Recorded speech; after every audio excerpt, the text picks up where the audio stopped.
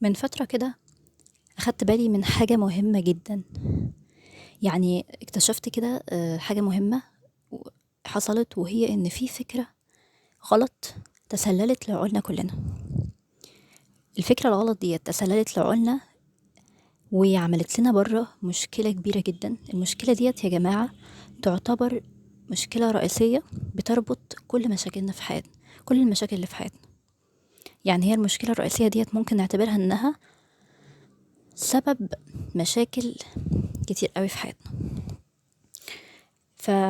إيه هي الفكرة بقى الغلط اللي اتسللت ديّة؟ الفكرة ديّة يا جماعة وهي إن الحياة الطبيعية ما فيهاش مشاكل، ما فيهاش هموم، ما فيهاش مواقف صعبة، والحياة الطبيعية إنها وردية وجميلة كده وصافية كده من أي حاجة وحشة. طبعًا هتقولوا لي غلط، لأ، لأ، إحنا عارفين إن الحياة فيها مشاكل وفيها هموم وفيها مواقف وحشة وكل حاجة. أنا عارفة، أنا كنت واثقة إن أنتم هتقولوا كده تمامًا، أو في منكم جزء هيقول كده.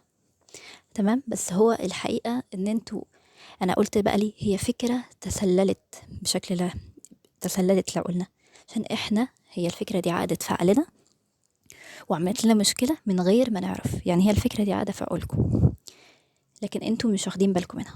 وانا هأديلكوا دليل دلوقتي على صحة كلامي.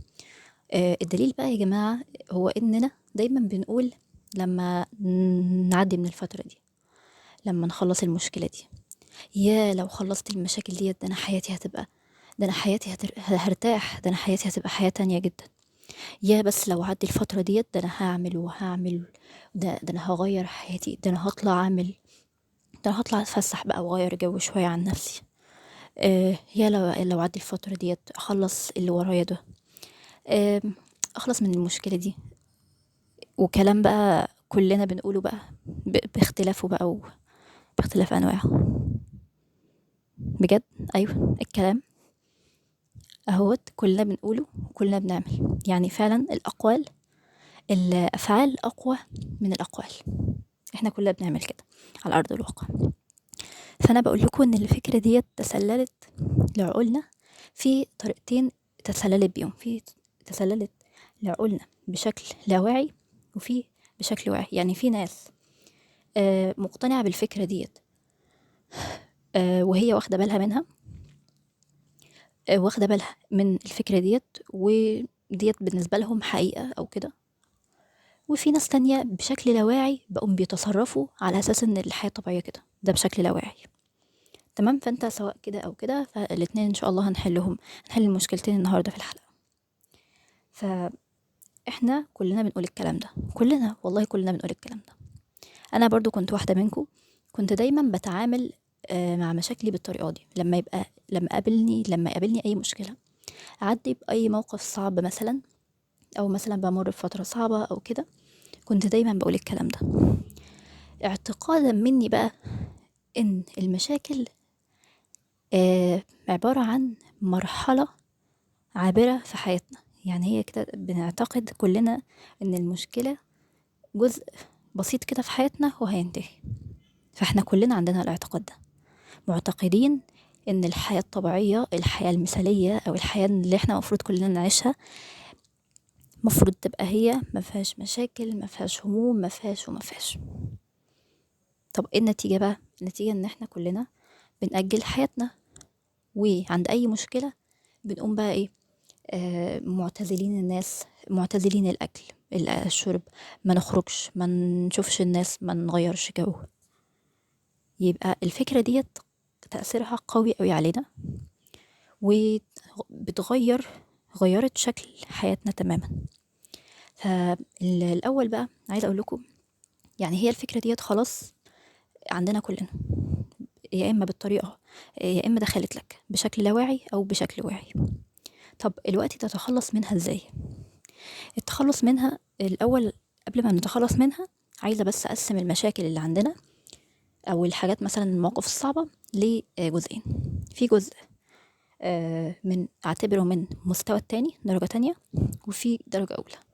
الدرجة التانية دي بقى عايزة أحط فيها اللي هي المشاكل العادية اللي هي في حياتنا، مثلا مشاكل في الشغل، مشاكل في الدراسة، مرت بمواقف صعبة، بتمر مثلا حاجات اللي هي حاجات بسيطة. اللي هي الحاجات يا جماعة اللي مش مأساوية، اللي هي الحاجات اللي هو مشاكل، بس مشاكل اللي هو مش مرتبط قوي بإحساسنا و... وتأثيرها حزين قوي علينا. والمرتبة الأولى بقى، أو الدرجة التانية الأولى عندنا، هي المشاكل القوية جدا، أو اللي هي الصعبة ومرتبطة بمشاعرنا وبإحساسنا كبشر، وهي المآسي بقى. الحاجات المأساوية زي مثلا انت تفقد شخص عزيز عليك لا قدر الله، مثلا لا قدر الله برضه هو حد يصاب بمرض، مرض مثلا مزمن، مرض وحش، كل الكلام ده بقى الحاجات اللي هي الصعبة بقى. فالأول بقى نتعامل بقى ازاي مع المشاكل من الدرجة التانية ديت. بيكون التعامل معاها أسهل شوية من مشاكل الدرجة الأولى. آم، أنا بس في البداية كده، سواء المشاكل ديت عندكم من الدرجة الأولى أو من الدرجة التانية، عايزة أخليكم تحطوا فكرة كده في اعتباركم، تحطوا فكرة كده وتخلوها إنها مبدأ في حياتكم. وهي إيه؟ وهي إن أنت لو أدركت مش دخلت الفكرة في عقلك.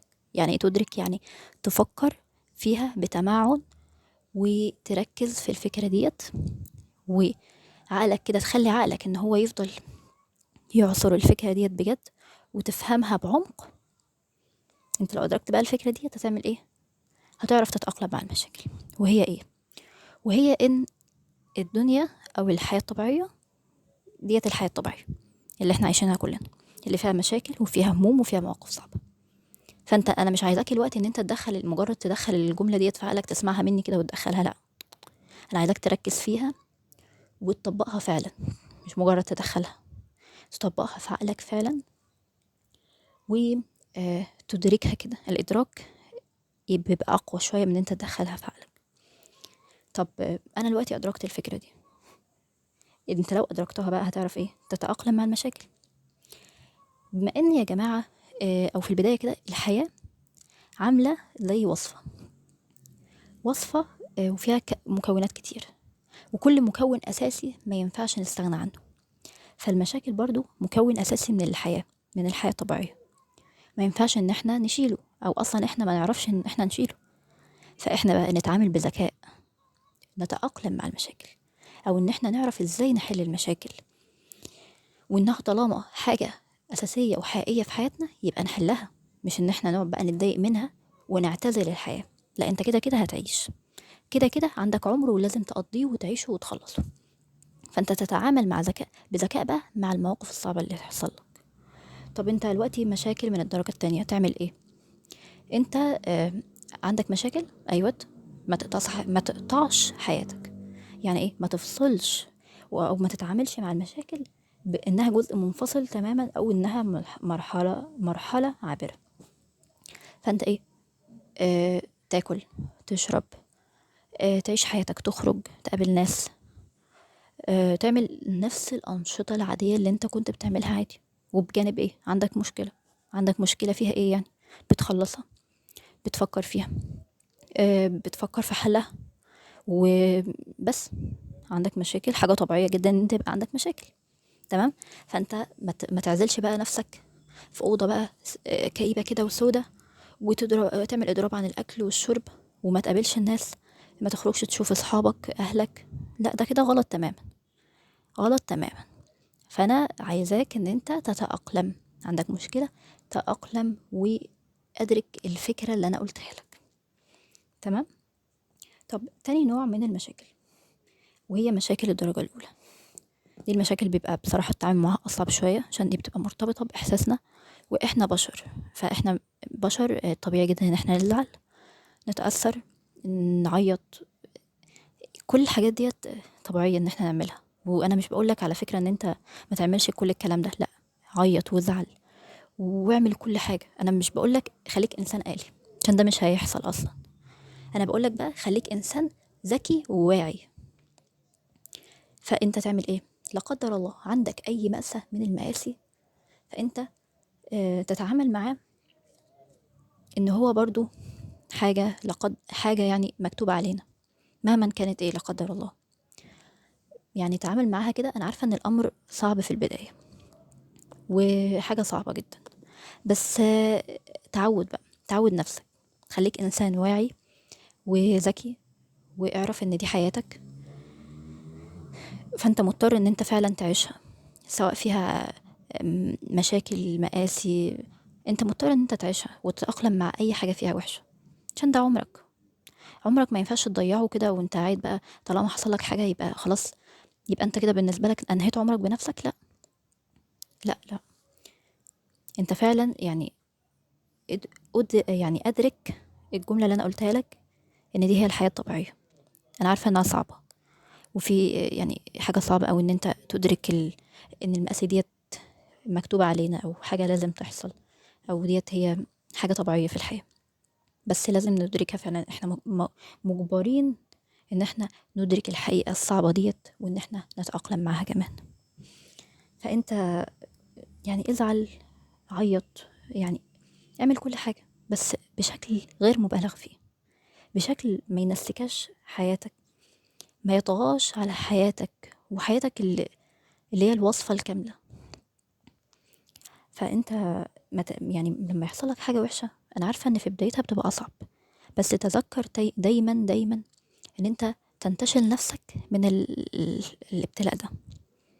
يعني انما الحلم بالتحلم، او يعني اي حاجة انت عايز تكتسبها، يعني ايه، بتجبر نفسك عليها كده في البداية، او بتتعود. فانت ما تعزلش نفسك عن الناس، ما تمتنعش عن الاكل والشرب. لا، اخرج، شم الهوا، واخرج كده، ويعني بص حواليك. دايما افتكر كده ان انت ديت هي الحياة، وهي دي الدنيا. و...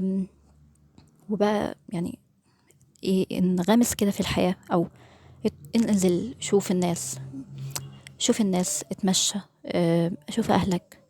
حتى وانت زعلان، حتى وانت زعلان اعمل الكلام ده.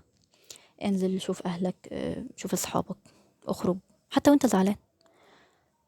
وشوية شوية وانت ان شاء الله هتتعود وهتتأقلم. اي ما يحصل لك فانت اول ما يحصل لك اي حاجة من دول، سواء المشاكل الاولى، المشاكل من النوع الاول او من النوع التاني، فانت تذكر دايما كده الفكرة الاساسية اللي انا قلت لك عليها، وانتشل نفسك من الافكار السيئة، وانغمس في الحياة. يعني هي المشاكل ديت والهموم بتبقى عايزة ان انت تطلعك من حياتك، وتخليك ان انت قاعد كده قابع في مكان مظلم ما تشوفش حد. هي المشاكل بتبقى عايزاك تعمل كده. فانت بقى لا، انت بقى تعمل العكس اللي هي عايزاه. اخرج بقى، شوف كده، اخرج شوف الشمس، شوف السماء، اتعامل مع الناس، وانت فعلا هتعرف ان انت تتأقلم معاها ان شاء الله. مرة بمرة بمرة هتتعود ان شاء الله. طب في نقطة مهمة برضو عايزة اناقشها معاكم، نقطة مهمة جدا، وهي ان المشاكل مجردة كده، المشاكل لوحدها مش صعبة زي ما احنا نتوقع. يعني هي احنا طريقة تفكيرنا نظرتنا للمشكلة بتحدد شكلها هيكون عامل ازاي. يعني احنا بنفسنا ممكن نكبر المشكلة، ايوه تماما صح. انت ممكن يبقى عندك مشكلة او حاجة عادية خالص، او مشكلة مثلا بقى، مثلا ايا كان حجمها او ايا كان صعوبتها، لكن انت بطريقة تفكيرك فيها انت لا اما تحدد تكبرها او تصغرها، تخليها صعبة او تخليها سهلة. فانت تخيل معايا كده ان انت مثلا عندك مشكلة، قعدت تفكر بيها اليوم بطوله، وتفكر بيها بقى بطريقة سوداوية، وتضرب احتمالات. طب ده لو حصل، طب انا اعمل ايه، طب افرض وافرض وافرض، عدد لا نهائي من الاحتمالات بقى. ما انت قاعد بتفكر فيها كل يوم بقى، اليوم بطوله، وعازل نفسك عن الحياة. فطبيعي، طبيعي المشكلة دي هتكبر، خدت كل تفكيرك، وانت كمان بتفكر بيها بطريقة سوداوية، فهتكبر بشكل وحش جدا. ويعني احنا بقى اهو بعقلنا نتحكم في المشكلة هتبقى عاملة ازاي. وكمان مش بس احنا بنحدد، يعني مش بس احنا تفكيرنا في المشكلة بيحدد هي حجمها هيكون عامل ازاي، او شكلها، او مثلا مدى صعوبتها. لا، ده احنا كمان بنحدد هل احنا هنعرف نحلها او لا. بجد، ايوه بجد. يعني احنا دلوقتي تخيل كده انت قاعد بتقول لعقلك ان المشكلة دي صعبة، ده لو ده لو ايه اللي حصل هيحصل كذا، وقاعد بتقول له لا ديت حاجه صعبه جدا، دي مشكله مأساويه. آم، إيه ده؟ عارف بتصعبها على نفسك وعقلك، فعقلك هيقول لك ايه؟ خلاص، طالما الحاجه دي صعبه والمشكله دي صعبه، انا مش هعرف احلها. فانت ايه؟ تعجز عن حل المشكله. فانت هو خد بالك ان انت كبرت المشكله بنفسك، وقلت لعقلك كمان انت مش هتعرف تحلها. فالنتيجه خلاص، هتقعد انت ومشكلتك بقى هتعملوا ايه؟ فالمشكله بقى هتطول معاك وتقعد اطول وقت ممكن. تمام. فانا بقى عايزه اقول لك خلاصه القول ان انت تتع... تتعلم ان انت تفكر بايجابيه وبتفاؤل. عندك مشكله، فكر بايجابيه وتفاؤل. هنحلها، ايوه هنحلها، بسيطه ان شاء الله. ايوه تقول لنفسك كده. ما هو عقلك يا جماعه، عقلك هينفذ اللي انت بتقوله له. مشكله صعبه، خلاص مشكله صعبه مش هعرف احلها. مشكله بسيطه ان شاء الله وهعرف احلها، خلاص ان شاء الله هعرف احلها. تمام. فدايما اتعود ان انت تفكر بايجابيه وبتفاؤل. تاني حاجه بقى عندنا، آم، او في النهايه كده يا جماعه، عايزه اقول لك في ناس مثلا ممكن يقولوا لي بس على فكره في ناس بقى ما عندهمش مشاكل. انا شايفه هم اصحابي مثلا، او بشوف الناس جيراننا ما عندهمش مشاكل، او الناس مثلا على السوشيال ميديا حياتهم ما شاء الله ورديه وما عندهمش مشاكل خالص، ولا هموم ولا امراض ولا اي حاجه. طبعا ديت نظره سطحيه تماما تماما، وديت من الحاجات اللي انا عايزاك تتخلص منها. فانا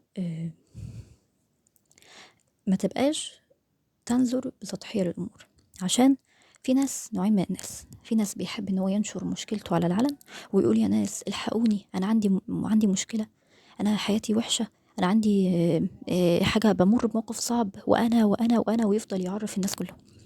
وعلى الجانب الاخر في ناس هادية، او مثلا ما مش بتحب انها تعرف مشاكلها للناس، مش بتحب انها تزعها، لا هي بتحب بس انها تشارك مع الناس الاجزاء الحلوة من حياتهم، والمشاكل يسيبوها لنفسهم بقى، يحلوها هم، يتصرفوا هم، يعدوها بنفسهم. تمام. من غير ما بقى يعرفوا الناس كلها ويقولوا لهم يا ناس الحقوني احنا عندنا مشاكل وعندنا. فسواء الناس دول او الناس دول، كل الناس عندهم مشاكل. تمام. فانت عود نفسك ان انت ما تكونش ذو نظرة سطحية. انت عايش مع نفسك طول النهار، عايد مع نفسك لما بتخرج، وانت نايم، وانت صاحي، وانت بتاكل، وانت بتعمل، شايف نفسك في جميع الحالات. طب الناس دول انت مش شايف منهم الا الشكل الظاهر بس، السطحي بس، لكن هم انت الله اعلم لما يقفلوا تليفونهم ايه اللي بيحصل.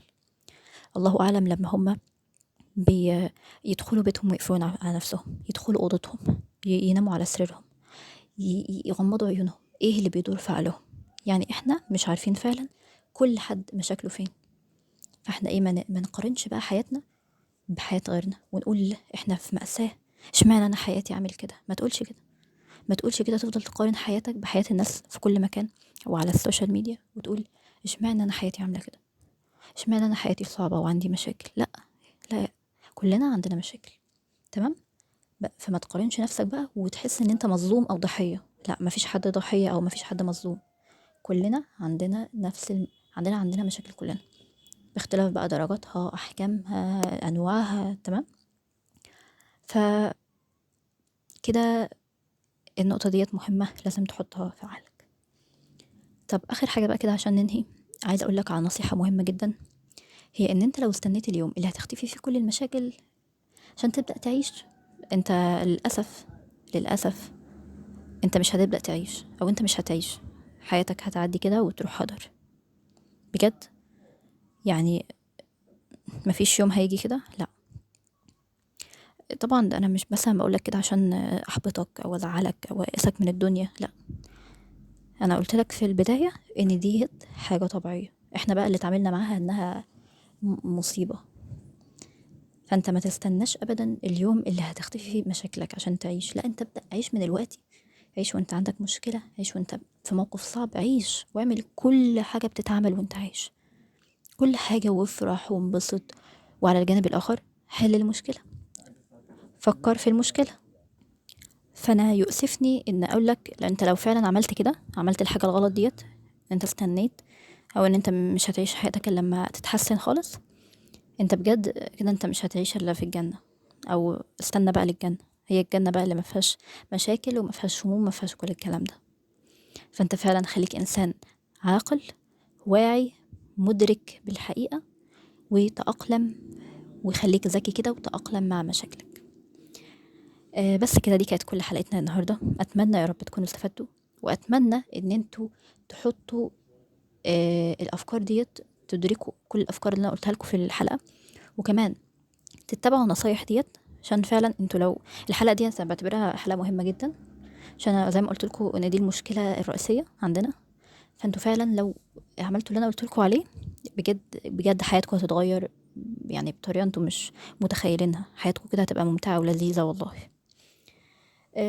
ما تنساش بقى لو عجبك الفيديو تعمل لايك وشير وتعمل اشتراك عشان يوصلك كل الفيديوهات التانية. ولو مثلا بتشوف حد مثلا عنده المشاكل ديت، شير له الفيديو، وابعت الفيديو لأي حد مثلا انت حاسس ان هو عنده المشاكل ديت، او ان هو هتفرق معاه وهتغير من طريقته وطريقة نظرته للحياة، وهتغير من تفكيره تماما. وبس كده. لو عندكم اي افكار بقى تانية، او مثلا اي مشاكل عايزين نتكلم فيها، اكتبوها لي تحت في الكومنت. ومع السلامة.